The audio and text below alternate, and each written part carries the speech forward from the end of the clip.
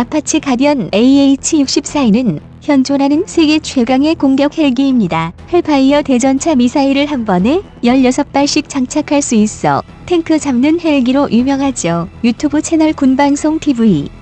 본 포스팅이 도움이 되셨다면 구독과 댓글로 관심 표현해주세요. 시청해주셔서 감사합니다. 실제로 제1차 걸프전 당시 아파치 헬기를 앞세운 미 육군이 이라크의 기갑부대를 손쉽게 격파해버린 사건은 지금도 전설처럼 전해지고 있는데요. 초기 모델 AH-64, 지금도 전설처럼 전해지고 있는데요.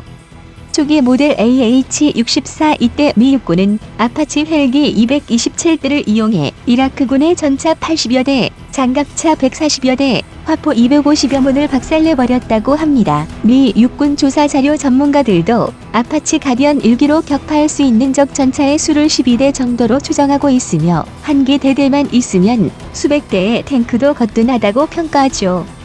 미국 육군 기준 헬기 한 개 대대는 24대, 한국은 이런 아파치 가디언 헬기를 36대나 운용 중이고 2028년까지 36대를 추가로 도입할 예정인데요. 총 72대, 4개 대대로 운용 예정 계획대로 진행된다면 한국은 미국에 이어 전 세계에서 두 번째로 강력한 대형 공격 헬기 부대를 보유하게 됩니다. 안 그래도 미친 화력을 자랑하는 한국 육군인데 아파치까지 대거 추가되면 어떨지 상상이 되시나요? 유튜브 채널 군방송 TV.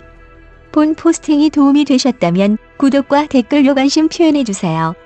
시청해주셔서 감사합니다. 그런데 최근 카이 한국항공우주산업에서 아파치 헬기와 관련해 더욱 놀라운 소식을 전했습니다. 카이가 아파치 헬기의 동체를 제작하기로 했다는 겁니다. 한국은 아파치 헬기로 전력도 상승시키고 돈까지 벌게 된 셈인데요. 단순한 절충교육 카드처럼 생각할 수 있지만 자세히 들여다보면 아주 흥미로운 이야기입니다. 일단 카이는 과거에도 아파치 헬기의 동체를 독점 생산한 경험이 있습니다. 한국이 아파치 가디언 헬기 36대를 처음 계약했을 때였죠. 다만 인도가 P-8 포세이돈 해상 초계기, 아파치 가디언, CH-47F 치누크 대형 헬기 등 보잉사 제품을 대량으로 구매하면서 상황이 뒤바뀌었는데요. 인도 정부가 자국 방위 산업 육성 정책의 일환으로 많이 사주는 대신 일감을 달라고 요구하자 보잉사는 아파치 가디언의 동체 제작을 인도 공장으로 이전시켜버렸습니다. 근데 여기서 생각도 못한 문제가 발생했습니다.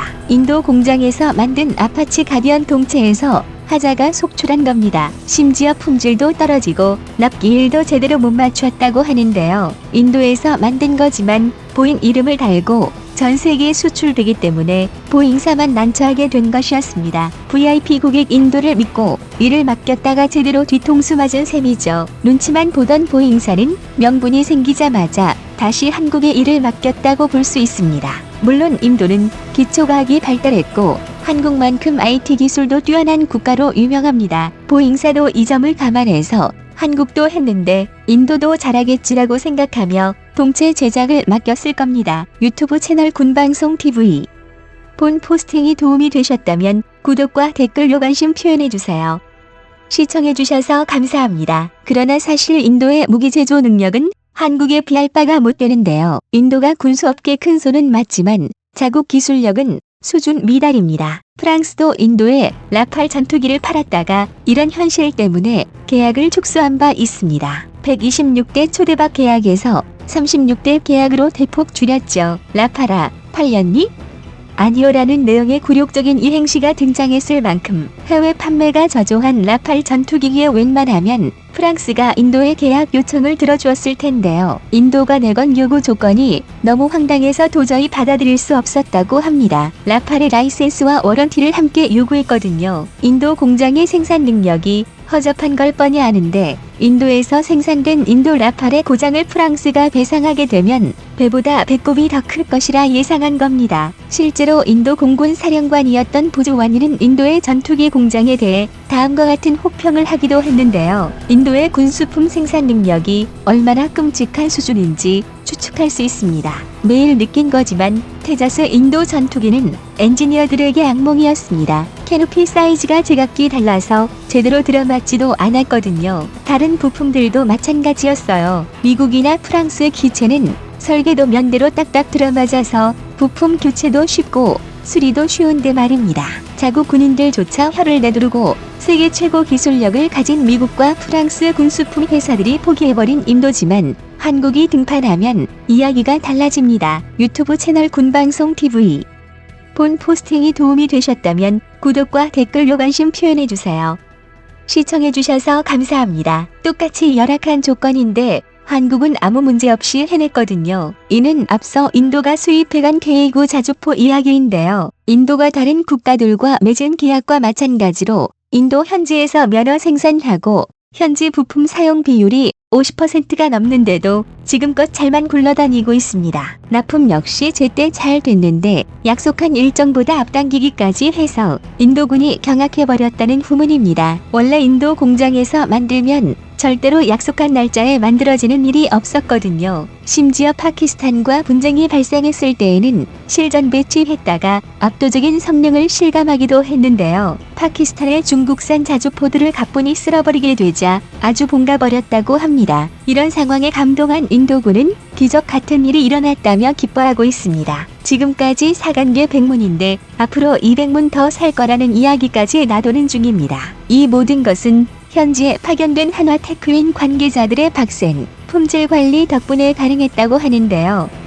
한화테크윈 K9 제조사, 제 아무리 인도 공장이 노답이어도 한국인이 가서 관리, 감독하면 S급 공장으로 바뀌어버리는 모양입니다. 아무리 극한의 상황에 놓일지라도 결국에는 해내고 마는 한국인 특유의 DNA가 작용했다고 보는 게 맞는 걸까요? 아파치 가디언은 최후의 아파치 시리즈입니다. 미 육군이 가디언을 이을 차세대 수직 이착 6기로 신형 아파치 AH-64F를 개발하는 대신 더 획기적인 모델을 찾기로 결정했거든요. 이로 인해 아파치는 사실상 명맥이 끊길 전망인데요. 아파치가 세계 최강인 것은 맞지만 운용 중인 국가가 많지 않기 때문입니다. 아무도 사용하지 않으니 생산을 멈추는 겁니다. 정확히는 사용하고 싶어도 미국이 안 팔아서 써보지도 못한 국가가 대부분입니다. 이에 최근 아쉬움이 남은 보잉사가 한국의 카이의 아파치 가디언의 라이센스 전체를 넘겨주려 했다는 소문이 돌기도 했습니다. 한국 육군이 이번에 아파치 가디언을 추가로 도입할 때 해병대에 나눠줄 추가분을 구매하는 대가로 기술 이전을 약속했다는 내용이었습니다. 해병대 측에서도 이례적으로 아파치 가디언 도입을 강력히 주장하며 아파치 가디언의 한국 자체 생산에 대한 기대감이 고조된 바 있는데요. 우리 군 당국이 해병대가 운용할 상륙 공격 헬기로 마리논 무장형을 채택하면서 일축되고 말았습니다. 물론 보잉사에서 아파치 라이센스를 넘겨준다는 이야기가 공식적으로 나온 것은 아닙니다. 다만 그만큼 미국 쪽에서 한국을 신경 써주고 있다는 방증 정도는 될 텐데요. 아파치 가디언의 라이센스를 온전히 넘겨준 국가가 단 한 곳도 없다는 것을 감안하면 매우 흥미로운 소식이었습니다. 하루가 다르게 발전하고 있는 한국의 방위 산업은